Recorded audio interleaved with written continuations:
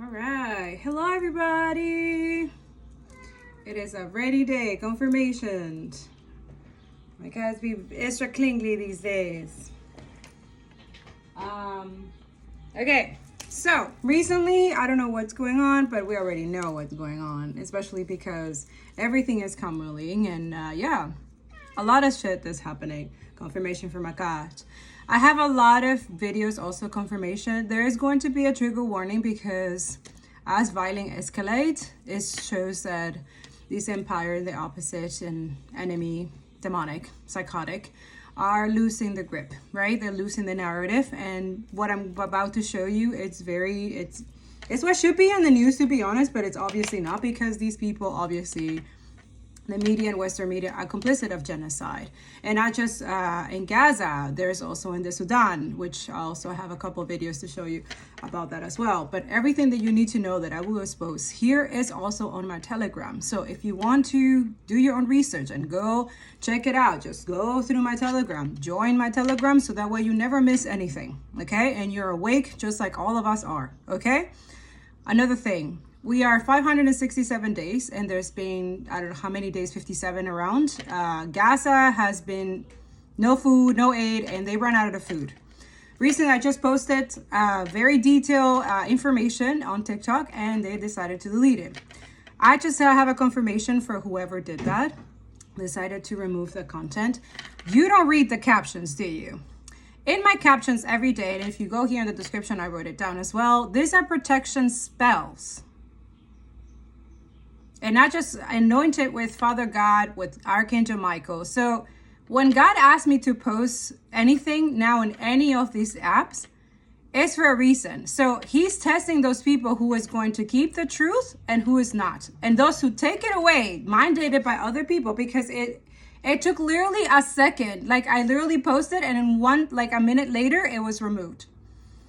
No questions asked. It was like they were waiting for me to post anything, I guess, especially about this. Obviously, it shows that TikTok is complicit of the starvation that's going on in Gaza right now.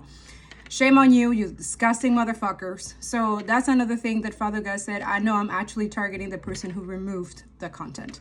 So my condolences to you and to whatever happened in your life. May God have, mercy on your soul, okay?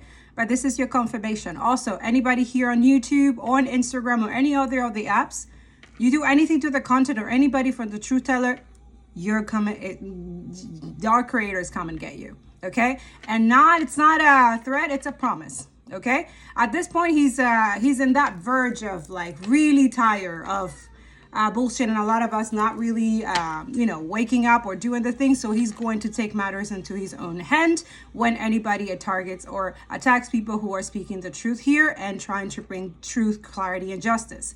Those who get triggered by this, by us being anti-capitalist, anti-Zionist, anti-white supremacy, not wanting to be racist, we wanted to be decolonized. If this triggers you, you can leave. Here in this community, and I love that this lady talk about this. I'm gonna put a video of her as well too. You'll see it in it shortly. That she talks about that. I'm not here to entertain, and I'm not here for likes. I'm not here for no. This is not for that.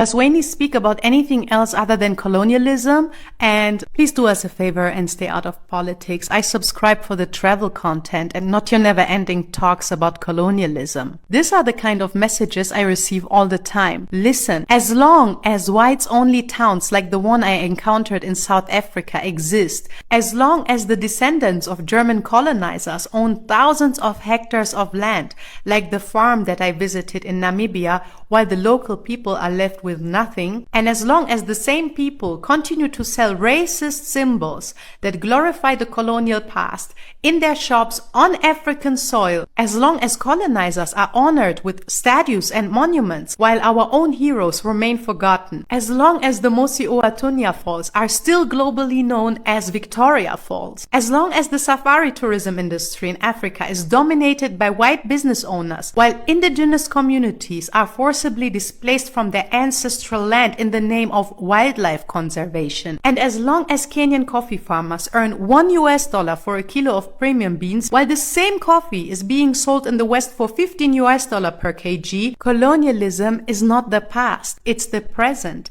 And staying silent is not an option. I can't help but stay political. Listen, if you want travel content without any critical context and no conscience, there is plenty of creators for that. If I'm too political for you, please feel free to unfollow. I didn't come here for likes or to make you feel comfortable anyway. I came here for realness. I came here to inspire, to build a community of like-minded souls, and most importantly, to educate and empower. They're starting to label deaths in Gaza differently between violence and starvation. I know this might come as a surprise to some people, but if you don't allow food into an area, people are going to starve to death. The UN is reporting that 1 million children are starving in Gaza, and if nothing is done, 1 million children are going to starve to death in Gaza. So behind the bluntness of bombs being dropped on Palestinians' head, they are starving people in the background. We are a week away from 2 months of zero food entering Gaza. This is not a matter of donating to supply people food. This is Israel blocking food and starving people intentionally. If you are still believing Israel, I don't know what to tell you. They lied about targeting aid workers. They lied about targeting hospitals. They lied about targeting journalists. They have lied about every single thing. And at this point, it's not even a debate. They've said they've done all these things. And when their politicians and TV anchors and journalists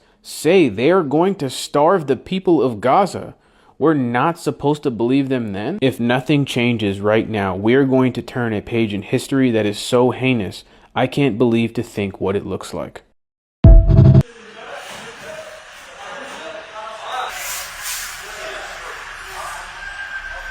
Food supplies for our core food assistance program within Gaza are fully depleted. Since the 2nd of March, no humanitarian or commercial goods have entered, and our capacity to respond continues to decline. The 25 bakeries we used to support across Gaza Strip, serving 800,000 people, are no longer operational. Our remaining stocks were directed to hot meal kitchen, which are continuing to serve people in need, but these too are expected to run out by the end of the month.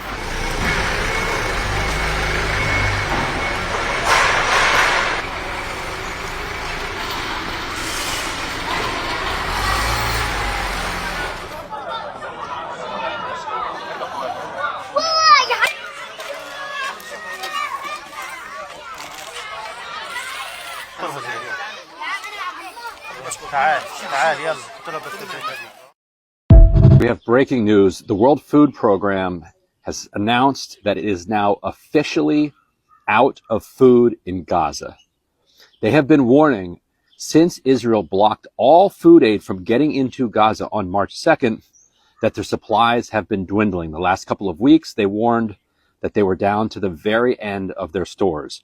The World Food Program, which is run by Cindy McCain, John McCain's widow, was responsible for feeding at least 500,000 Palestinians of a population that is estimated to be at around 1.7, perhaps as much as 2 million people, with the UN saying that 1 million children are now at risk of death by starvation. The Ministry of Health in Gaza has begun distinguishing deaths by starvation and malnutrition from deaths from violence, and the violence has ramped up considerably.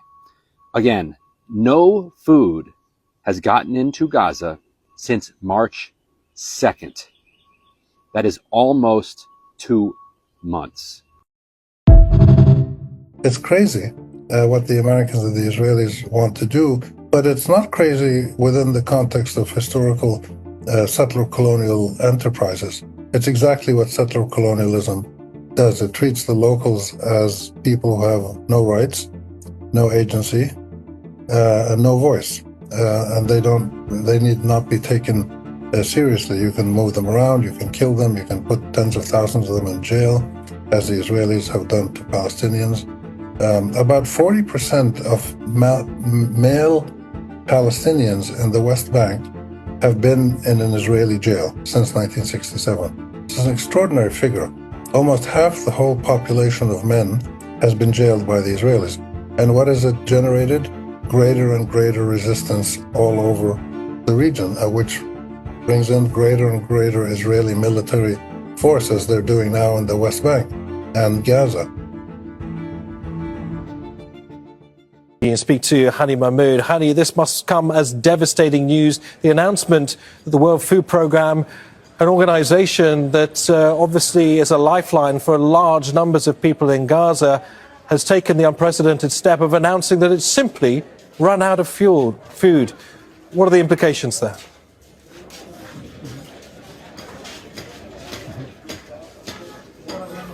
Well, this was expected, Nived. Just in the past few days, we've seen already the visible negative implications of it dwindling the stocks, and it just based on many of the statements, just dwindling was a nice way to put that they were very close to run out of everything. And it was just in the past a few minutes, the announcement that basically all the warehouses, the stocks, and whatever resources were available just ran out completely. And now hundreds of thousands of families relying on the daily hot meals received by the WFP or from the World Central Kitchen, from community kitchens across the Gaza Strip, are going to stop operating. And in the past few days, we spent some time inside these displacement sites and forced displacements and evacuation sites for Palestinians, and we could tell how hungry people were, and still hungry, where a water truck just coming by, and it's not enough for the thousands of families inside as they get out and with their empty gallons try to fill it with water. But soon enough, the water truck just leaves because it doesn't have a sufficient amount of water for everyone. Similar scenario repeats itself when it comes to community kitchens. They pull up inside these displacement sites with whatever meal they have prepared, but it's barely enough for a couple hundred families. We talk about displacement sites with thousands of families, including evacuation centers, including people who are inside temporary shelters, but they are also hungry due to the lack of and shortage of food supplies, the lack of fuel, the lack of cooking gas. They rely on community kitchens to eat their meal. We have close to 2 million people now who are 100% relying on community kitchens, and it's hard to imagine how this large number of people already displaced, traumatized, with scars of wars all over, are going to go by in the coming days. It's going to be very difficult to see how this plays itself out, but we're already seeing it happening. People are hungry. They already rationed supplies in the past days to the point now that they're running out. And it's not just the organization, but also families. They run out of supplies. The kitchens are inside the displacement tents or temporary shelters are empty. They don't have any of the basic necessities available for them. Just in the past couple of weeks, close to 450,000 newly displaced people are on the verge of famine due to the lack of food resources and food supplies and other survival items. 53 days now, it's how long the blockade has been going on, with zero entry of food, medicine, water, or fuel to keep bakeries and to keep other vital and essential facilities running across the strip. Famine is imminent right now, with this large number of people going hungry and the acute shortage of absolutely everything now. Not just stalls are empty or shelves, but now everywhere food parcels are running out, community kitchens are running out supplies, and now the organization are supporting these community kitchens and other places are also running out of supplies. And honey, meanwhile, of course, the killing continues. Families obliterated in their entirety in just the past 24 hours.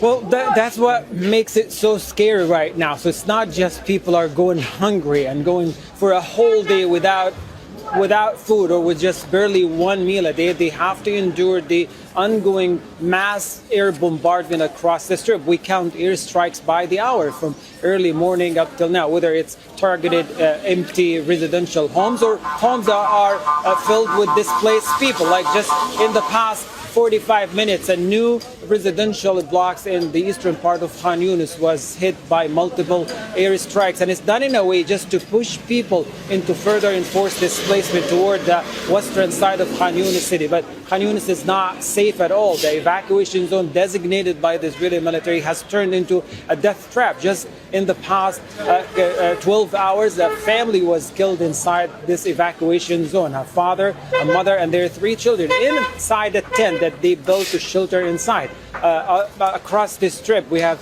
one 16-year-old girl was shot by the quadcopters. A 70-year-old man in Shijaiya was killed by flying shrapnels of the drones. The killing continues by the hour with no sight and end to it. Just that's what makes it very, very difficult. People are keeping an eye on food supplies and community kitchens to eat, but also keep an eye on the sky because they want to shelter away from the unpredictable falling bombs. And this is the scenario of every day so far for Palestinians displaced from home under the mercy of the unpredictable falling bombs. We look at 7 people so far killed. But the new development we have is many of the people are recovered from under the rubble of a home that was destroyed yesterday in the early evening hours. It was not until the past few hours civil defense crew were able to remove some of the bodies, with more are still missing and trapped under the piles of concrete of the bombed home. Hani Mahmoud in Gaza City, many thanks. This is for people that I want to empower, I want to inspire, and I want them to be educated, not be dumb as fuck. Not like the rest of conservatives here in Canada. Shame on you too.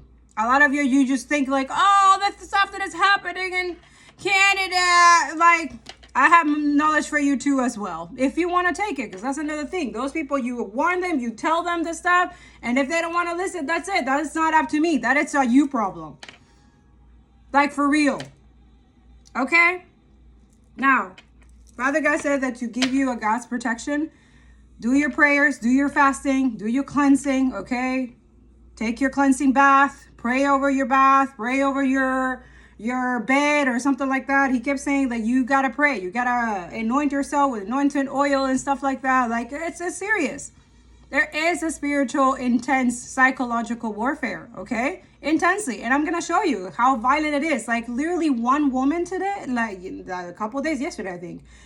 One woman, and you see all these demonic entity sellers, which I don't see them as human. I see demons, like, intensely. And a lot of y'all, if you're seeing this, you're going to start recognizing. You're going to see. That's why once you see, you cannot unsee it. This is what bothers them, that you actually can see them. The mask is completely off. The Israel narrative is done. Like, it's dead. So they're trying so hard to, you know what I'm saying? Especially, this is an investment. This is money that they're losing, right? The more people are awake, the more people are decolonized, the more people are educated, and the more people are saying, fuck Israel, fuck that fucking shit that should not exist, and fuck the oligarchs that should not fucking exist. You understand now. This is why they're threatening. And that's another thing. How is it that you benefit from starving a bunch of children and people? 1 million people in Gaza are starving, and they're benefiting from that. And then they're really voicing it out. I have a video as well. All the evidence is out there. But at this point is, what are we going to do about it? Because we have the evidence. We have the truth. We reached a 3.5 million people threshold to create change. We already reached that, right? And also we've seen that climate activists are being put in prison in the UK or something like that. Like, all of it escalating. That deportation, which we already know it's not deportation because there's no due process, right? And going to prison, they're taking them to concentration camps, right? We are knowledgeable about this. And if this is foreign to you, I have a couple of videos that is going to educate you on the matter, okay? Now, we're going to do a little God's protection prayer that he wants you guys to do, to say, or to just, you know, because what you're about to see, it is very, I don't know, it's not as violent as we've been seeing for the past 18 months genocide, and you can see it on Telegram, it's nothing. But for a lot of you, it's going to be intense, especially women who watch this. You're going to see just one woman, her light, her truth. And you see all these demonic entity attacking. And then you see a guy who is a Jewish guy, who is pro-Palestinian, who is for humanitarian, are being attacked by these demonic energies as well. So it's not anti-Semitism anymore. It's a word that they use as a spell energy to justify their violent crimes and war crimes, okay?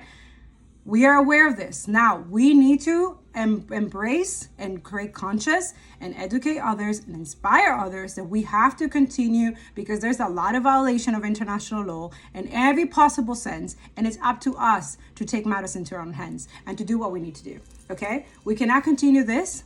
We are running out of time. There's people starving right now. They're starving them on purpose. That's what ethnic cleansing, that's genocide, okay? This is what happened. This is what you're doing right now is what would you have done in the Holocaust in the 1940s. That's exactly it. And it's gruesome and it's worse than that time right now. Their weapons are more intense. The way that the propaganda, the way that they're trying to censor and cut information for you guys not to see it, for you guys not to be educated, so that you make the wrong decision. Because for them, if you make wrong choices and wrong decisions, who benefits from that? Capitalist, psychopath, oligarchs who are like, they're not smart at all. A lot of us, we have to show them that we are in control, that we are empowered, that we are very smart, that we're not dumbasses and we're not enslaved anymore. That's enough, right? So he says, God protection. God, I ask for protection over my heart. I want to be willing to let go of things that are not your will for me or for others, so that I can make room for the things that you do have prepared, not just for me, but as of a collective liberation from oppressive and evil systems. Guard me and those who are oppressed dealing with it right now. Any thoughts of doubts, fears, any toxic relationship, remove it from its existence, from its root, or beliefs that are not from you. So we already know that some of the things that they want you guys to like and control your thoughts and stuff like that, it's not of God, okay? Being okay with genocide, it's not of God. Being okay to oppressing and doing all kinds of evil things to indigenous people and black people, it's not of God. Stop with the whitewashing, white supremacy. It's like a cancer, it's a parasite. It's really disgusting. Racism is demonic. White supremacy is demonic. Genocide is the most racist thing that anyone can do on an entire planet. Hello? And they're trying to normalize it. This is what God is trying to say. Protect your heart. Pray over it. Yes, do you think this is easy? We cry. I'm going to put a video too. Like, I'm constantly, like, I'm trying to be happy and stuff, but I'm constantly all the time sad. And it's not a mental illness. It's not especially this, like trying to shut me up and trying to take away information or for us not to speak. It's not that. It just makes me sad that we are still in this for the past 2 years, and it's literally children. There's 28,000 and even more that hasn't been registered under the rubble. Dead. Massacre. Dead babies and cut heads, all the stuff that they were saying that Hamas was doing, they're the one doing it. They've been doing it for 2 years, and we are exhausted of saying this. But I know the oppressive system and the system that is evil wants us to be tired and get tired saying this is why they haven't stopped, because it's like a test. They're trying to see like how far, how narcissists and sadists is. They are seeing how long we're going to enable them and continue allowing them to do this. This is a collected unity that we need to get ready and prepare to stop this. He says, any toxic relationship or beliefs that are not from you. In Jesus' mighty name, amen. So I had to stop half of the prayer, but you guys, I'm serious. Like, this is the energy, like, intensely right now. These are the videos. There's some weird Palestinian. Okay, you want someone to bend you over and fucking rape you like they're doing to the Jews in fucking Palestine? I'm trying to think of that.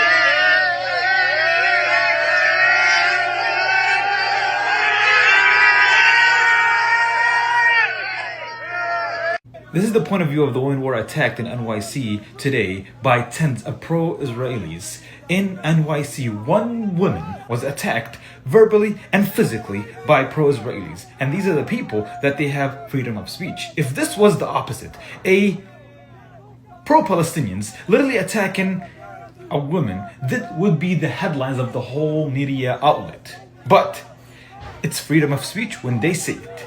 But when pro-Palestinians go on the street against the crime that's happening in Gaza, it's not freedom of speech, it's hateful speech. It's anti-Semitic, actually. The point is that hypocrisy at its finest that shows over here. One woman scaring tens of men, threatened and physical assaulted and verbal assault. This is, ladies and gentlemen, the hypocrisy that we are facing right now in the world. One woman standing with the truth is much better than thousands of people standing with the evil.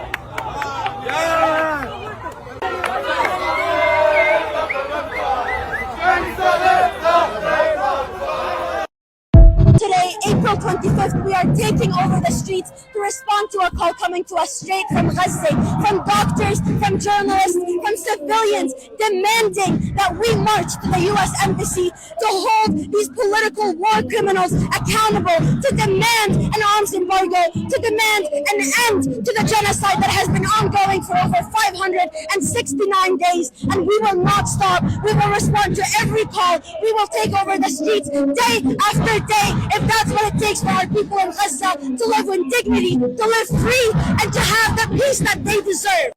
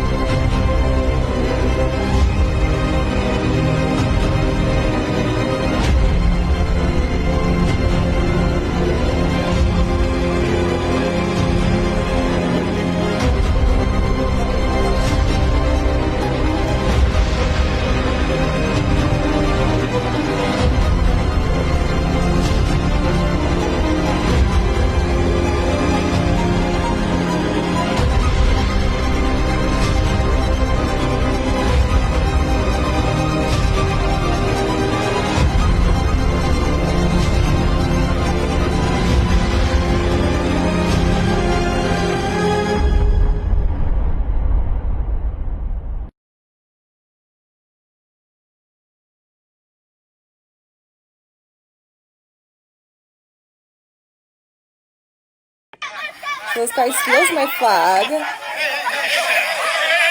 throws me to the ground. I think I get kicked in the ribs because I'm still sore.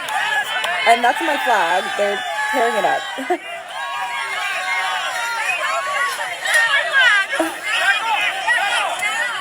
You really thought we were violent? This part. You would never be here. But you know we're not violent, because we're not. We're peaceful people. Listen. I know a lot of you were asking about how the woman with the head injury was doing. I spoke to her. She's doing okay.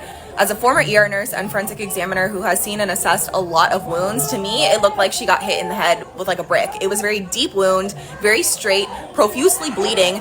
She ended up needing multiple stitches. It was a concussive head injury.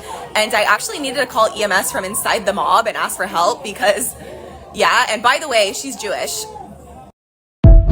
Anti-Zionism is not anti-Semitism. Now, I'm Jewish and I'm an anti-Zionist, but my great-grandfather lived in British-occupied Palestine in the 1920s and 30s, pre-World War II colonialism, and served as the mayor of a town in Palestine. So clearly, history did not begin on October 7th, and Zionism has and always will be violent. I mean, Zionists collaborated with Nazis before the onset of the Holocaust to try and establish a Jewish state in the land of Palestine. Mossad agents blew up synagogues in Iraq to create a hostile environment to, again, encourage people to move into the land that was Palestine. And every day since the Nakba, Israel has violently dispossessed Palestinians of their land, of their rights, and of their lives. So to call Israel out for these atrocities is not anti-Semitism, but anti-Semitism is real, and it is on the rise. But do you know why it's on the rise? It's because the White House will tweet Shalom Mahmoud when detaining Mahmoud Khalil, an anti-Zionist activist, basically waving a flag saying, hey, we're violating your First Amendment rights for the Jews. It's because the state committing these atrocities will outwardly say we're doing this because the land was promised to us. It's our land for the Jewish people. It's Chuck Schumer going on his book tour and talking about anti-Zionist protests and not neo-Nazi marches, or Elon Musk's Sig Heiling. When you perpetrate an apartheid, when you commit a genocide, and then when you support it, all in the name of the Jewish people, that is what causes anti-Semitism to be on the rise, not the opposition of those horrific crimes. Being blind to the fact that this is going to turn around and create actual danger to the Jewish community is so unbelievably damaging. Tell me, what has been the reaction to the performance and to the messages that you portrayed?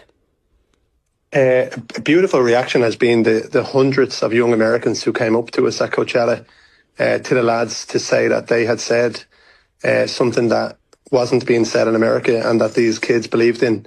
And that was said to us by young girls, young boys, people in their 20s, 30s. And so many people came up to say that thank you for saying what is right, what is just, and something that sadly isn't said enough. And I know some people were also offended. Can you understand why some people were offended? I think that once you move into that space, you're buying into moral hysteria. The real issue here is that somewhere between 50 and 100,000 people have been murdered. 20,000 of them are children. And, if somebody is offended by what were factual images and what was said on the screens, and I'm happy to tell you what was said on the screens, is that Israel is committing a genocide against the people of Palestine. Ireland supports the case that South Africa's taken, so Ireland supports that position. The second thing that was said on the screens was that this genocide has been armed and enabled by the US government. And I don't think that anybody could deny that. So, if somebody's hurt by the truth, that's something for them to be hurt by. But it's really important to speak truth. And thankfully the lads are not afraid to do that. Just on the point of genocide, the current legal position is that the International Court of Justice judges have concluded that some of the acts that South Africa have alleged in their case, if proven, would fall under the United Nations Convention on Genocide. Just in terms of the anti-Israel messages that you posted, we have, Daniel, spoken to many people from Israel on this programme who are opposed to what the Israeli government is doing, like Alon Lee Green, who's a high-profile protester in Israel, or Gideon Levy, who's a high-profile columnist, relatives of hostages.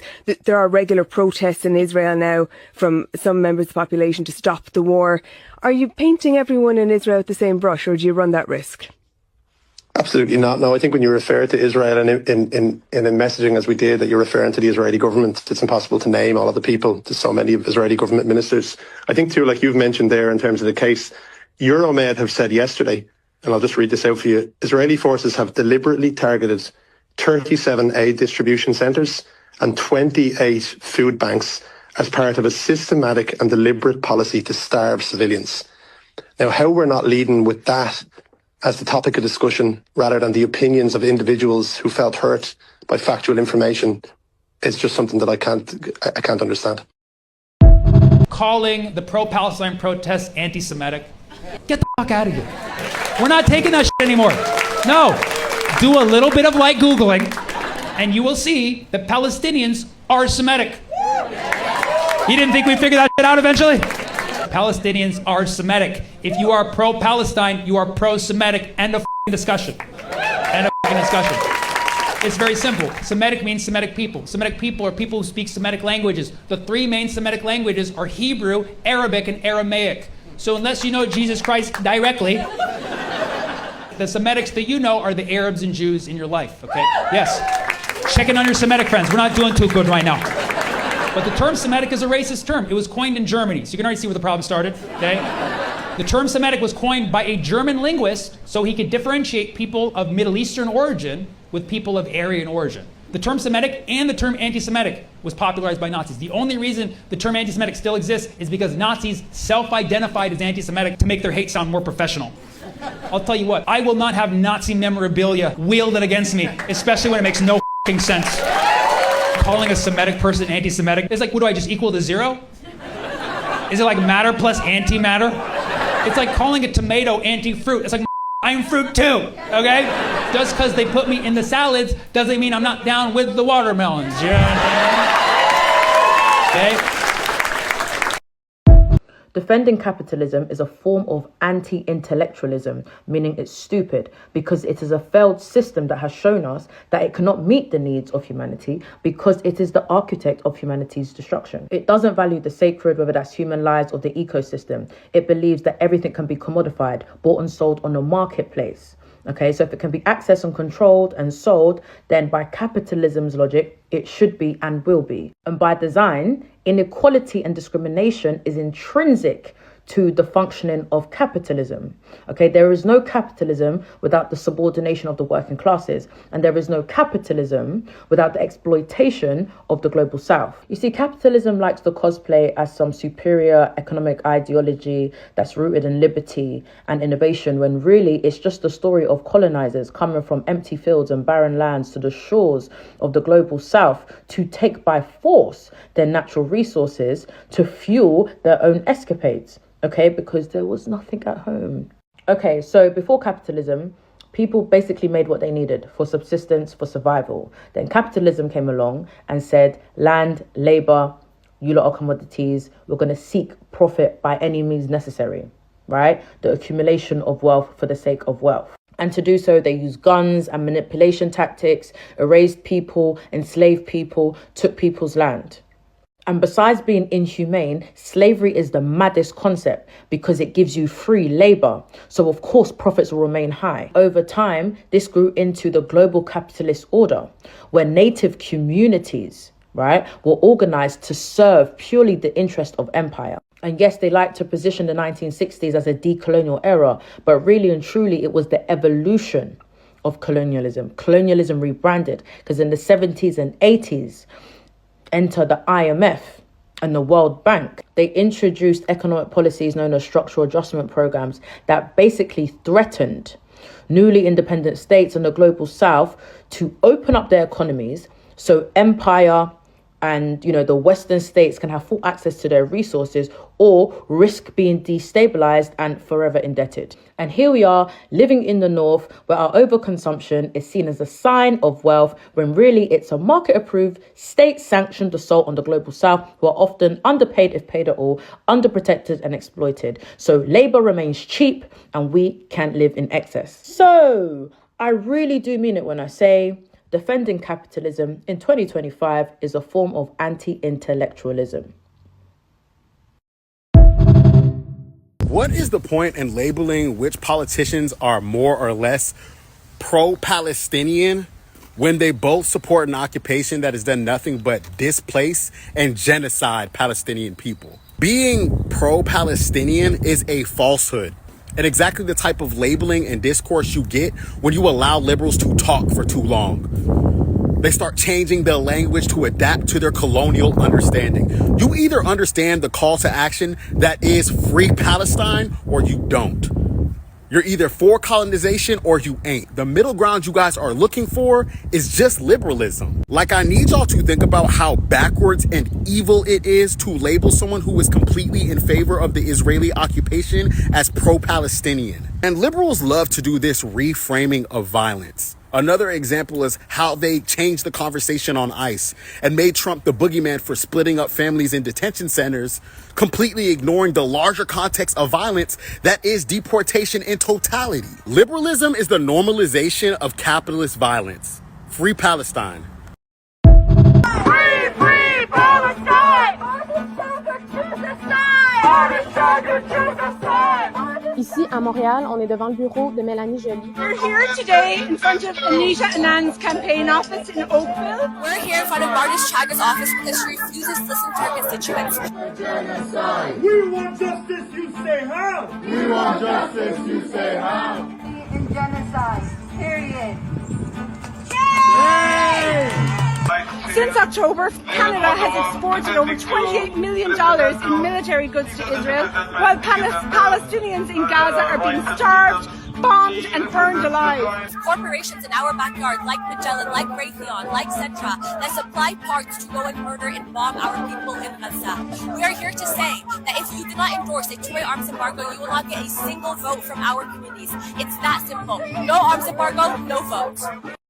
It was just reported that the NYPD was actually attending trainings in which they were told to view the keffiyeh as an anti-Semitic symbol and something they should be policing. They're also trying to do it to the watermelon. I just want you to think about how insane that is.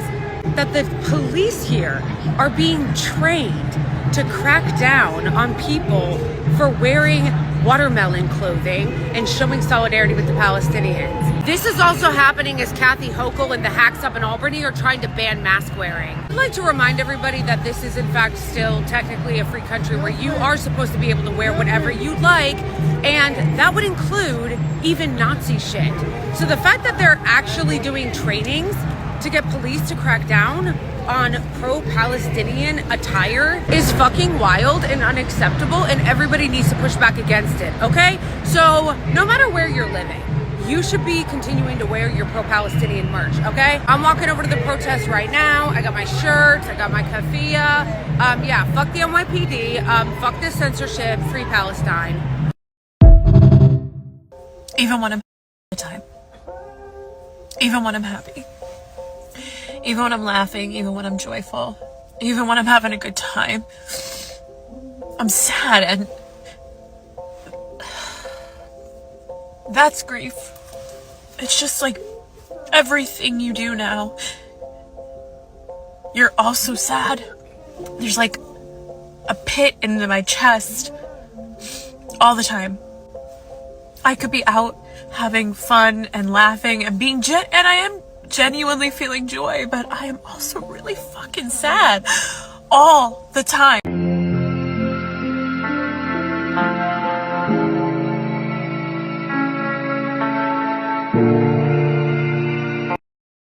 More than 480 civilians have been killed in Sudan's North Darfur in the last 2 weeks. The UN Human Rights Office is also reporting rampant sexual abuse and violence in the region, even against children. One of the assaults occurred in the Zemzem displacement camp between April 11th and 13th. During this attack, at least 210 civilians and 9 medical professionals were killed, according to the UN Human Rights Office. Reports of the event also describe that women, boys, and girls were either raped or gang raped as they tried to escape the violence. Additionally, another 219 civilians were killed between Thursday and Sunday of this week in El Fasher City, Qadada district, and the Abu Shuk displacement camp. And these casualty estimates are low-end estimates. There are likely so many more deaths that we don't even know about. Because people are also dying because of lack of food, water, and medical supplies in detention facilities run by the RSF. A UN assessment said that the violence in Darfur bears the hallmark of ethnic cleansing and may amount to crimes against humanity, crimes that are ethnically motivated in nature. Specific groups are being targeted en masse in Sudan right now. And so many of us act like it isn't happening at all. We are not free until we are all free. Free Sudan! Israel's National Security Minister Itamar Ben-Gvir is touring the US right now. But why are people so angry? Ben-Gvir is one of the most manic, racist, and violent members of the Israeli government, and in this sense, he is Zionism personified. After dodging charges of terrorism support in 2012, he became an attorney, representing the likes of Amiram Ben Ulail, who carried out an arson attack on a Palestinian home in the West Bank village of Dumma, burning alive and killing 3, including 18-month-old Ali 𝓂Spirit and both of his parents. Then in 2022, Ben-Gvir joined Prime Minister Benjamin Netanyahu's governing coalition, being appointed as the Minister of National Security. His role as National Security Minister means that he holds responsibility for public security, law enforcement and corrections, and oversees a number of operational bodies, including the Israel Police, Israel Prison Service, or the IPS. After his appointment, the Knesset passed what would be termed the Ben-Gvir Law, essentially expanding his control of the Israel Police, giving him unbridled authority over the police on behalf of the Israeli government, and unchecked influence over police investigations. So what is he doing in the US? In Florida, he visited the Everglades Correctional Institute, a prison in Miami, and toured the Miami Police Department. While dining at an event thrown in his honor at Donald Trump's Mar-a-Lago resort, Ben-Gvir boasted about the advancements he's made regarding the conditions for security prisoners in Israeli prisons. Let's talk about these conditions. While Ben-Gvir has been notorious for his policies pertaining to prisoners, famously shutting down Palestinian prisoner-run bakeries, restricting shower times to 4 minutes, and denying other benefits and indulgences to terrorists, these policies have escalated beyond our wildest imaginings in the last 18 months, with prisoner testimonies indicating unprecedented torture and mistreatment. لا يقارن ال 15 سنة الذي سبق ان ما بعد 7 أكتوبر. بالنسبة للاعتداءات اللي كانت تطول الأسرى داخل السجون، منها العقوبات الجماعية. كانوا لا يفرقون بين كبير بالسن أو مريض أو حتى أسير شاب. كانوا الأسرى كلهم نفس المعاملة أو نفس المعاناة. Moreover, he's been a staunch advocate for the Gaza genocide and for the ethnic cleansing of Palestinians generally as a part of his Zionist ethos, openly calling for the killing of women and children, and most recently recommending that the Israeli military bomb aid depots. Ben-Gvir is a protege of Meir Kahane, a religious fundamentalist American rabbi turned Israeli politician, who advocated for the outright expulsion of all Palestinians, whom he characterized as germs that are poisoning us. Kahane's political party was listed as a terrorist organization by the US State Department, and Ben-Gvir was convicted in Israel of supporting a terrorist organization and inciting racism for promoting Kahane's racist ideology. As a Kahanist, Ben-Gvir transformed what was once an extremist ideology, even for many Israeli politicians, into an essential component of Israeli politics. It is incumbent upon all elected leaders in the US to heed the words of David Sheen, an investigative journalist and expert on Kahanism, who forewarned that as long as Kahanism has adherents in the United States, they will attempt to influence US politics. Our collective message to Itamar Ben-Gvir and his ilk should be blunt. You are not welcome here.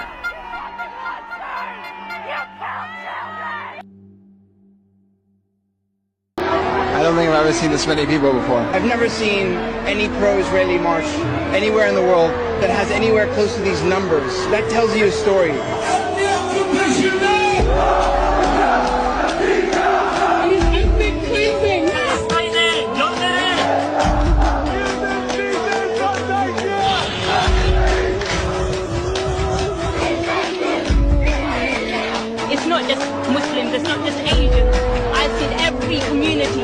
It's so moving as a Palestinian who's lived in Palestine and hasn't really seen this before. I mean, it's incredible. Anyone with a conscience believes that a civilian population should never be punished in this way.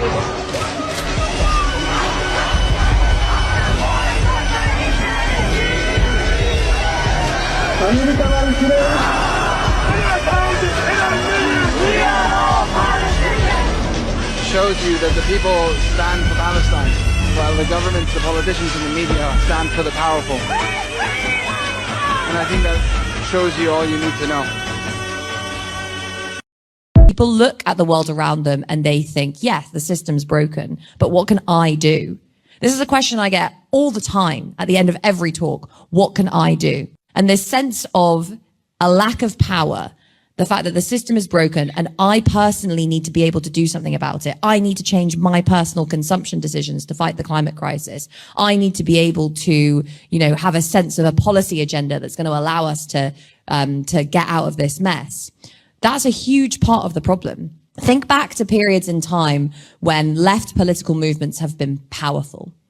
If I was doing a talk like this 50 years ago, people wouldn't be standing up in the audience and saying, what can I do? They would be saying, what can we do?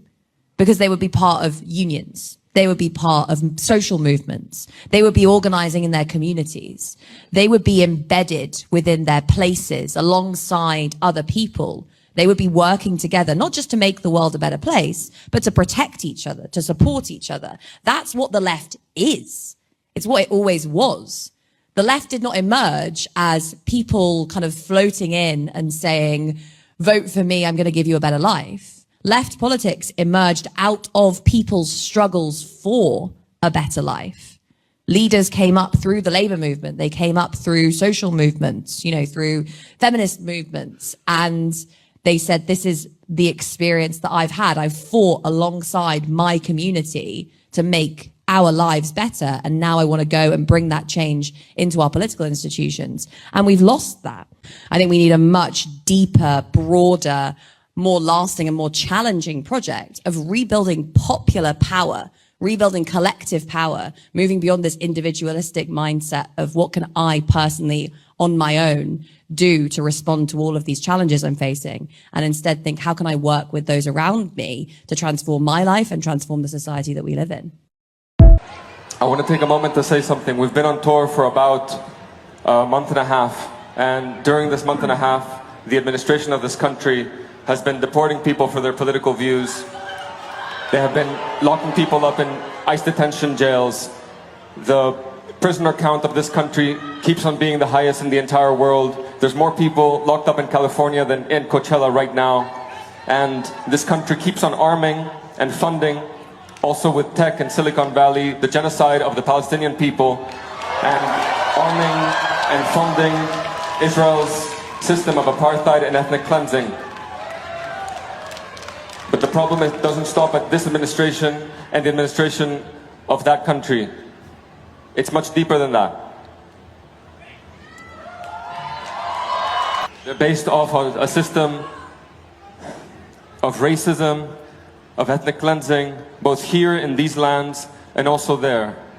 And there's no way to continue in this planet without the empires falling as soon as possible. And always possible. A lot of people tell us to shut up and just play the music. But for us, music is being together, and how can we be together if our brothers and sisters are locked up and if our brothers and sisters are literally burning in their homes? I'm afraid that the honest truth is that Muslim lives and Arab lives, Palestinian lives, simply do not matter. Their blood is cheap.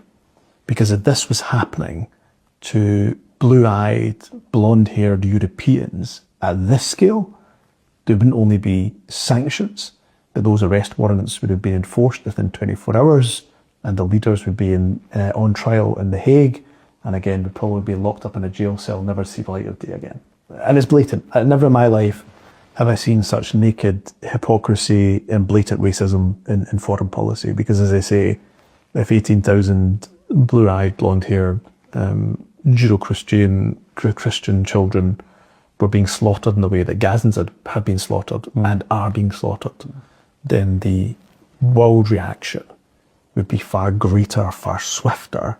We certainly wouldn't be supplying arms to the aggressor, let alone billions of US dollars to fund the aggressor. If you are able, and I'm able from time to talk to intellectuals, academics, politicians in this country and in the continent and in the United States who still support Israel, people who are educated, knowledgeable, very articulate. And on every other subject in the world, you would respect the way they talk, the knowledge that they bring with them, and you learn something.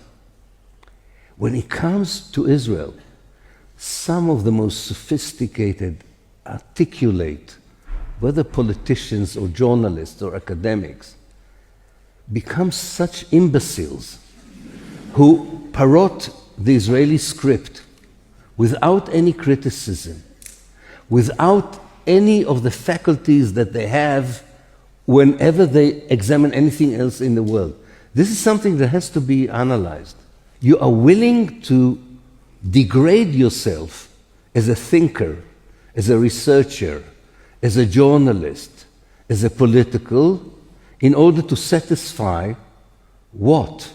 In order to satisfy a state that commits daily genocide. And you're willing even to destroy the international legal system for that, and so on. Also, this footage of the torso of a child, just the upper body left of a dead little girl, next to a child crying for help. That should have been on every major newspaper's headline, print media, 24 hours news cycle at the very least.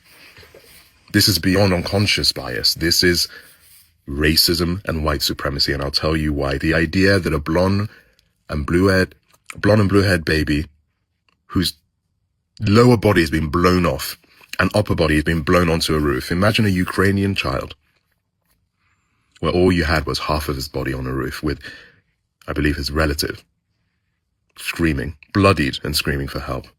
There would be a likeness of that image on Time magazine immediately, the same Time magazine that's happy to put Netanyahu on its cover.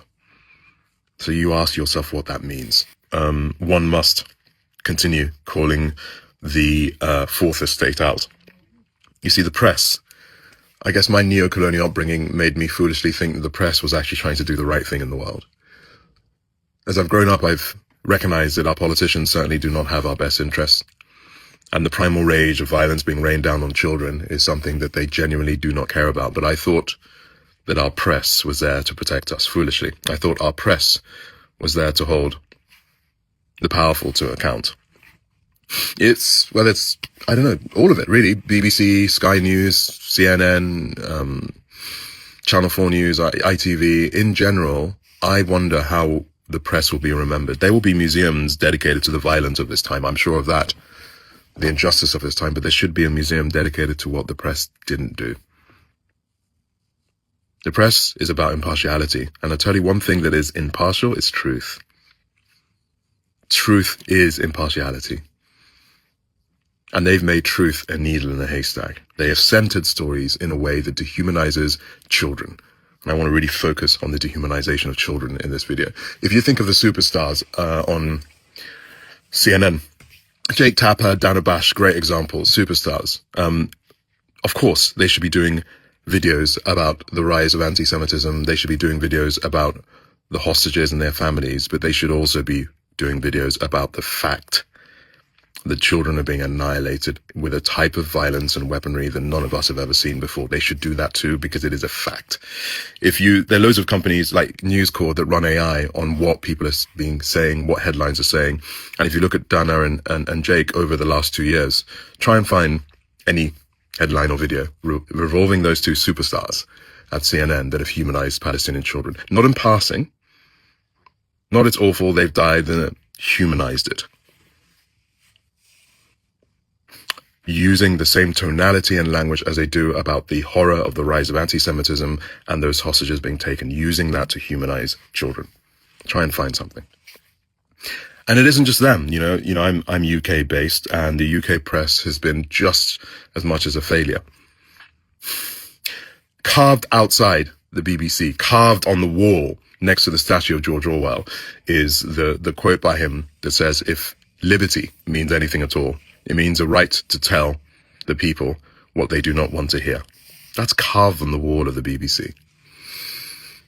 The same BBC whose one of his flagship presenters looked at Gary Lineker just days ago as if Gary was an alien for trying to humanize these babies of Palestine, these babies of Gaza. LBC, it's so popular. Talk radio is so popular. And you, again, run some AI, do your own research in what has been said by the leading, the huge, Ian Dale, Nick Ferrari, Sheila Fogarty, all the big names. How they have truly humanized half the population of Gaza children and what they have had to go through. Of course, shout out to James O'Brien and Natasha Devon for your moral clarity during this time. Shout out to you. And I'll give a special shout out to Alex Crawford of Sky News. My God. Why can you not be cloned? Why are you such an anomaly? It's amazing you've kept your job, Alex. I love you. I think you're just, you are it. Moral clarity. So it can be done. And I'm sure, Alex, I don't know how you fight to tell the stories the way you do, but you do it, and we need it. And my message to, the flagship, I want to get me on your show. I can criticize you all you want, but you sit on the platform. So Emma Barnett, Victoria Derbyshire. I know, Anita Rani, you would love to get me on your show. Message to your producer. Would you let me come on Woman's Hour and speak to Anita, who's an amazing human being, in my capacity as ambassador to save the children? I have all the data points needed to explain quite the level of hellscape being rained down on children today. There is a ledger. One thing I love about this time is there is a ledger. So all of you presenters, everything you've said and haven't said, there is a ledger. And our children and our children's children will study your lack of moral clarity and your ability to go home and kiss your children and pay your mortgages and go on holiday while Palestinian children are being eaten by dogs. Middle East Eye just released something, I've got it here, which humanizes the awful footage we've all seen. I'm going to read it for you now. Hamza Faraj, the uncle of Ali Faraj, the Palestinian child seen in a video calling for help, being thrown from his building into a neighboring one by the force of the strike, says that Ali lost his father and all 5 of his sisters in the attack. I didn't read that well. Hamza Faraj, the uncle of Ali Faraj, the Palestinian child seen in a video calling for help and being thrown from his building to a neighboring one by the force of the Israeli strike, says that Ali lost his father and all 5 of his sisters. Just so we're clear on what happened to that child that was living. He lost his father and all 5 of his sisters. According to Ali's uncle, the body visible a few meters behind Ali in the video was that of his father, while the body of the little girl, torn to pieces, was one of his sisters. One of his sisters. Hamza added, the family has been displaced and were staying with relatives when they were targeted by the Israeli strike. Mark me, guys. As I said, the fourth estate. We need you to be brave. And if you can't say anything, then don't turn up to work. Alex Crawford has a blueprint of how to be a journalist. Follow her. For the sake of these children, follow her. Or history will remember your actions. We, the people, are trying our best, but we don't have your power. For God's sake, show us some humanity. These are children we're talking about. Thank you. If you don't want immigrants, stop bombing other people's countries. It's that simple. Stop stealing their diamonds, oil, gold, lithium, their natural resources, their wealth that they need in order to build their country's economy and to make it possible for all of the citizens who are born in their country to afford a decent living. Yeah, stop stealing their chance of survival and letting the billionaires in BlackRock get all of their wealth. And you will never have an immigrant problem ever again. But you can't be in support of all the terrorist your country does and them stealing other people's wealth, creating militias to overthrow their governments, destroying their governments, and then you're surprised, I can't believe we have immigrants. I simply can't believe that anybody would come to our country. Why the do you think they're coming here? You went to their place first. You went to their place first. You wrecked it. You stole a whole bunch of shit. All the shit that you claim to have, you stole it from them. And then did you think they were just not gonna fight for their lives? If you don't want immigrants, stop bombing other people's countries. It's that simple. Stop stealing. We talk about the Holocaust. We don't say that people were deported to a Polish prison. We say that they were sent to a concentration camp. That's because being deported means that you went through due process and were found to illegally be in a country. And a prison means that you went through due process and you were found to have committed a crime. So keeping that in mind, when we say that people are being deported to an El Salvador prison, we are using vastly wrong terminology. Nobody should be sent to this concentration camp, but specifically innocent U.S. citizens are being being sent away. And there's no conspiracy in this. There's no question to be had. The Trump administration is extremely open that they don't care about due process. They were ordered by the U.S. Supreme Court to bring somebody back who was found to be a legal U.S. citizen who did nothing wrong. The Trump administration just said no. And if you want to keep pretending that everything's fine and this isn't going to affect you and it's really not that big of a deal, go right ahead. What am I going to do? Stop you? But just keep in mind that as history repeats itself in one of the worst ways possible, it's going to get harder and harder to pretend as your neighbors, as the people down the street are going to continue getting deported away to this concentration camp because of the way that they look or because of the way that they act or because of their beliefs or how they speak out. And I can assure you, if we keep just letting the Trump administration do whatever they want and we don't continuously speak up and protest and get louder and louder and angrier, then it's going to affect you. It's too late. It's too late. For them, it's too late. Homegrowns are next. The homegrowns. They're trying so hard. They can detain one of us. There's thousands more coming. They can try to deport one of us. There's thousands and thousands more coming. They can try to silence one of us. They can try to fire one of us. They can try to torture. They can try to kill all of us. But it's too late. It's too late for them. Don't they see? Don't you see what's happening all around the world? The millions and millions and millions of people rising up from all backgrounds, from all faiths, from all countries, from all nations. It's too late for them. And if you haven't spoken up yet, it might be too late for you to be on the right side of history, of humanity, of morality, of justice, of conscience. This is your call to say something and not let history judge you for what you should have done. For people in this world who didn't have a voice and needed yours.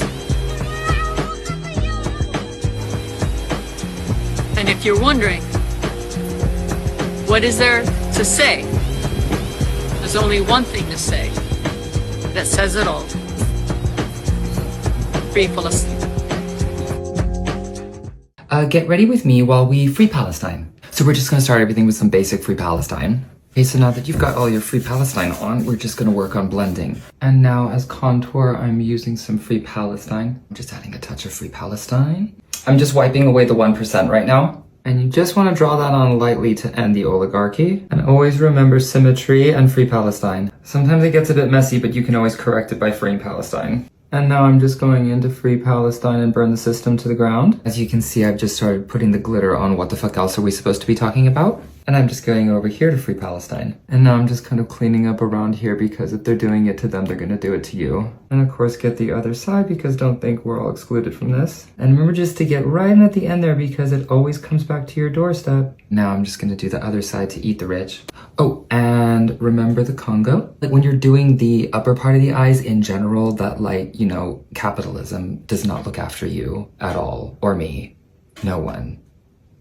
It looks after no one. Okay, it's a long process, but eventually we will free Palestine. And now I'm going in very gently saying, why is it controversial to say free Palestine? Why is it controversial to be opposed to genocide? And then you want to bring it down here, because Netanyahu is the Antichrist. And on this side, because why is it controversial to say that children shouldn't be killed? Bombed, lit on fire, on a live feed, for the whole fucking world to see. And then you want to start filling this in saying it's really weird how a lot of Christians are very pro-Israel. And then go on this side and ask them if they actually think that Jesus Christ would be in favor of genocide. Filling that in by doing unto others as you'd have them do unto you. Exactly where does genocide fit within that? This eye is really giving late-stage capitalism. And now you can see I've added the glitter to the one eye because Western imperialism will be the death of all of us, and I'm gonna move on to the next one. Okay, so now I'm gonna take care of a lot of this fallout because Gaza is completely flattened and that was paid for by the United States. And I don't think I'm gonna be using any blush today because free Luigi. But I am gonna go in with a highlight because that bitch had the right idea. And I had to do my lashes off camera because it's not anti-Semitic to say that what Israel is doing is a total abomination upon the earth. Genocide shouldn't be happening. It's not anti-Semitic to say that. And I choose these lashes because I just really like their volume. And then I add black eyeshadow to my mustache because as an artist, I have to believe in the betterment of humanity. So how can I, as an artist, not use my platform to just keep saying Free Palestine? And the trick to getting a perfect mustache is to question, how are any artists out there staying quiet?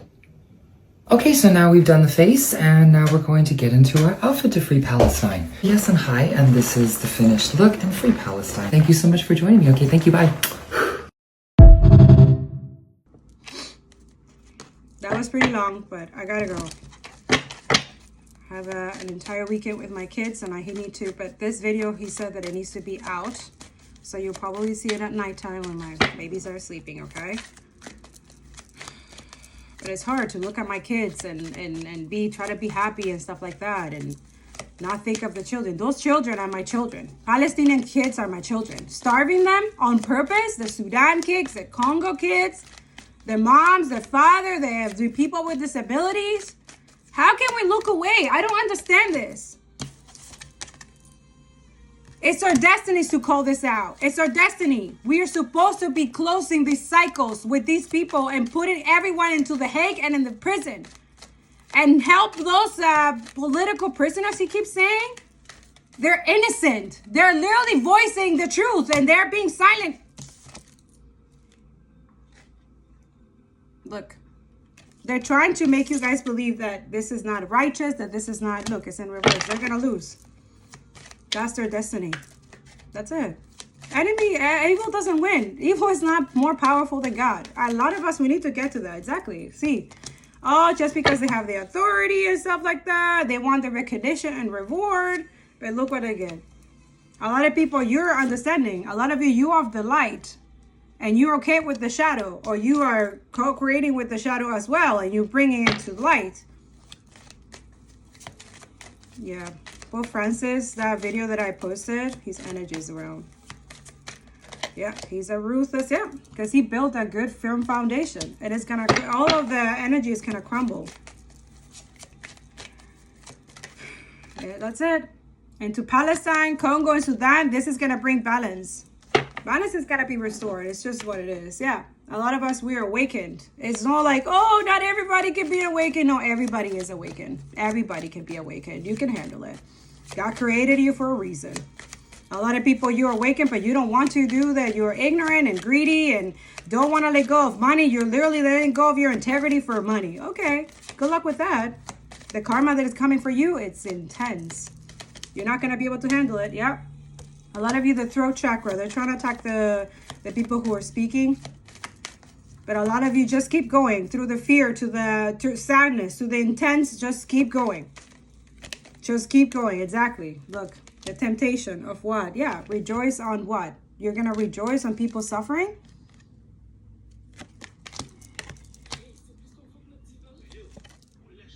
Emotional loss. I don't care how loudly you claim to support Native Hawaiians, that you support Aloha Aina, that you support Indigenous Pacific Islanders, the Indigenous communities on Turtle Island and around the world. I don't care if you support Indigenous sovereignty. If you are a Zionist, meaning you support Israel, you support the state of Israel, the settler colony that is Israel, you support the Israeli government and the Israeli military, you are a fucking hypocrite. Because how the fuck are you gonna say that you support our communities, that you support Indigenous communities, and you support us resisting against settler colonialism when you literally support the settler colonialism of Palestinians? You support the very government and military that is colonizing Palestinian lands, that is genociding them. You don't get to pick and choose which Indigenous peoples deserve land, freedom, and dignity, especially if you're non-Indigenous yourself. Fuck off. Supporting Israel is supporting settler occupation, military occupation, genocide, ethnic cleansing, apartheid. And what's even more fucking embarrassing is that the Native Hawaiian community, Pacific Islanders, and indigenous communities across the globe support Palestine. And we have a history of acknowledging Palestine and Palestinian people. You look at Hawaiian newspapers back in the 1860s, and we have several articles about Palestine and the Palestinian people. So knowing that history, it is really weird for you to be supporting Native Hawaiians but not supporting Palestinians. The global indigenous population supports Palestine. And if you claim to support us, then why the fuck are you supporting them? Imagine being enslaved, fighting for your freedom, winning it through revolution, only to be told you now have to pay your former slave owners. That's what happened to Haiti. This is the story of the Haitian Indemnity Agreement, one of the greatest injustices in modern history. In 1804, Haiti became the first country in the Western Hemisphere to abolish slavery and gain independence through armed revolution. Formerly enslaved Africans defeated Napoleon's army, the most powerful military in the world at the time. It was a global shockwave symbolic of Black liberation, and colonial powers were terrified. By 1825, France returned with a demand. King Charles X issued an ultimatum. Haiti must pay 150 million francs to compensate former French slave owners for the loss of their land and property, the enslaved Africans who had freed themselves. If Haiti refused, France promised war. The island was surrounded by French gunboats. Paris also threatened an economic siege. This wasn't reparations for the enslaved. This was the enslavers demanding payment. A newly freed nation forced to pay for its own liberation. Haiti, the world's first Black-led republic of the contemporary era, was being used to send a clear message that Black freedom comes at a cost. To avoid invasion, Haiti agreed. The amount was later reduced to 90 million francs, but that still crippled the country. To pay it, Haiti had to take massive loans from French banks, plunging the young republic into a cycle of debt and poverty. It took over 120 years to pay off that debt. Final repayments weren't completed until 1947. In today's money, Haiti paid the equivalent of over $20 billion, money that could have built schools, hospitals, roads, essentially a nation's future. Instead, Haiti was deliberately underdeveloped, punished for daring to be free. And the world turned away because if Haiti succeeded, it would inspire every colonized and enslaved people to rise. However, as a proud people, the cause for justice didn't end. In 2003, Haitian President Jean-Bertrand Aristide demanded $21 billion from France in reparations. Soon after, he was ousted in a US and French-backed coup. Was it a coincidence, or was Haiti being punished again? Nevertheless, the movement continues. In 2022, tennis star Naomi Osaka, whose father is Haitian, called on France to repay its debt. So did Haitian activists, scholars, and global Pan-African voices. The message is clear. Haiti doesn't owe France. France owes Haiti. No, actually, a job is not a job. A job is not a job. Let me explain something. If my job told me that I had to pull up in body armor to beat up Black people because one of my coworkers shot an unarmed teenager, I would get a different job. If my job told me that I had to stand at the train station and harass homeless people, threaten poor people with dogs, and press them about $2.50 because the CTA upped its charges and upped its prices because the card system got bought by MasterCard and MasterCard did whatever the fuck they wanted, I would simply get a different job, or I wouldn't do that part of it. A job is not a job. No, they're just weak. They're just weak and shitty people. Okay? If something is unethical and it's a part of your job, and if it gets to the point where your job is fundamentally unethical, get a different fucking job. Just don't fucking do it. Do something else. develop a different skill. Go to trade school. Y'all tell people who serve food, get better jobs and go to trade school all the time. We need people to serve food. We don't need people to shoot at our fucking children because they can't tell the difference between a cell phone and a gun. So no, a job is not a job. They're bitches. And there's a bitch ass way to think about them. And I hope you're better than that. I gotta go, but there's something about emotional loss and wisdom. Are these all in reverse? No. There's something about wisdom, like they're trying to attack that, like trying to create some type of, like they're celebrating about this. Yeah, there's some type of ritual. They're still doing it. These people are disgusting. Yeah, their foundation is gonna crumble. Whatever has been stolen is coming back to those who has been stolen. Yeah, a lot of you is your crown chakra as well. There's a jealous, envious energy here as well. Yeah. Especially a lot of you, you're moving on with grace, with dignity. You're letting go of that pride, that ego, because it doesn't serve you. Yeah, you're bringing to the light this heartache and loss. A lot of you, they're expecting you to stay in this energy, stagnation, but it's the duality. A lot of you, you bring light to the dark. Exactly. They're expecting you guys to get tired, to not do anything. That's the point, to distract you, all of you. Okay, I have to go. What else do they need to know, Father God? Yeah. This is happening in the darkness, hermit. A lot of you, look, like her head is literally the light. Your wisdom, your a lot of you, you work better at nighttime or something like that, but this hermit energy is what's done in the dark is going to come to light. Exactly. It faded again. It came out again, the Wheel of Fortune. And justice? Holy shit. Yeah. God is working. Don't worry. He's working in the background. But a lot of you, when he tells you to do something, be obedient. Like a lot of you, I wasn't expecting to do this, but he's like, Angie, they're starving them. Look what's going on. Went to my Telegram, post this, post that. And as soon as I said, Father God, they deleted the content. It's like, no, I'm targeting the person that it deleted the post. Don't worry. Yeah. When you have that connection with God, he will tell you what to do and when to step up. And that's why it's important. Continue your prayers. Continue praying for Palestine, the Congo, or Sudan. He will give you more information. The more, because he's also preparing your heart to get stronger, to be willing to do, because this is very violent. These capitalism and white supremacy and these people are violent as fuck. And they expect us to just take it, to take the abuse. Does it sound narcissistic, sadist to you? Psychotic a little bit because they just want control and power, but it's disgusting evil power. It's not real power. When you get some type of thrill or some type of joy by putting someone down, by taking and stealing and murdering, right?